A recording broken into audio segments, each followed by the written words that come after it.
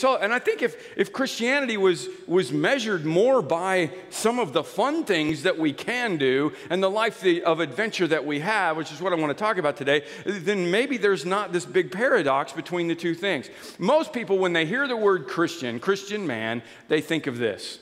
Idly-ho, neighborinos. Don't they? They think of Ned Flanders, right?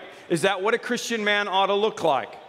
Well, let me start by saying I don't think there's a version of a Christian man and what a Christian man ought to look like. A Christian man might be a Harley-riding, beer-drinking guy, you know, with nothing else to talk about but the Blackhawks, okay? He might be. Or he might be a classical music-loving vegan with a membership to the art museum, right? Both of those are examples of, I mean, there's not one example. That's not my Harley. I had a Harley for a while until I crashed and my wife took it away from me.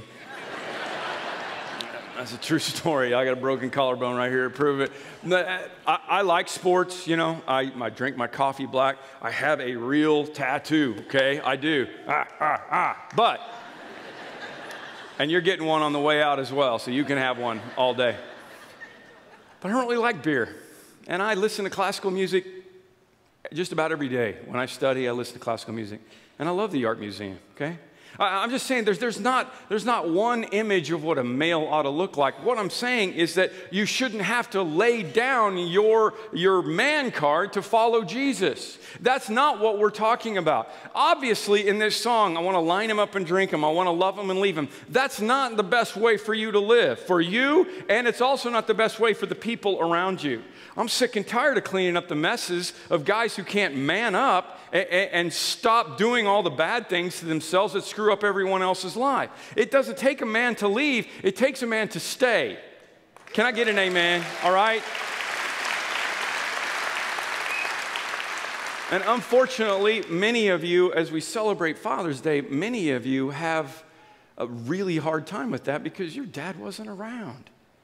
Obviously, that's not what I'm talking about. And of course, you shouldn't want to rob a train. And you shouldn't want wanted above your name. Okay, that's not what this is about. I think this is about wanting adventure. We want adventure as men, especially. I mean, I think all human beings do, but men really want adventure. You can have wanted above your name if you want it. I'll go send you to plant a church in North Korea. You can do that. But we want adventure.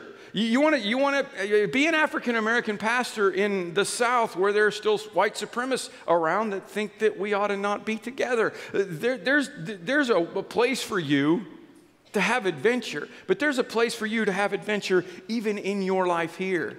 Lame and tame is not what Jesus called us to. Yes, this is a Jesus rubber ducky. It's just so offensive to me. I'm sorry. I mean, get the yellow duck and put it in the bathtub. This is not Christianity.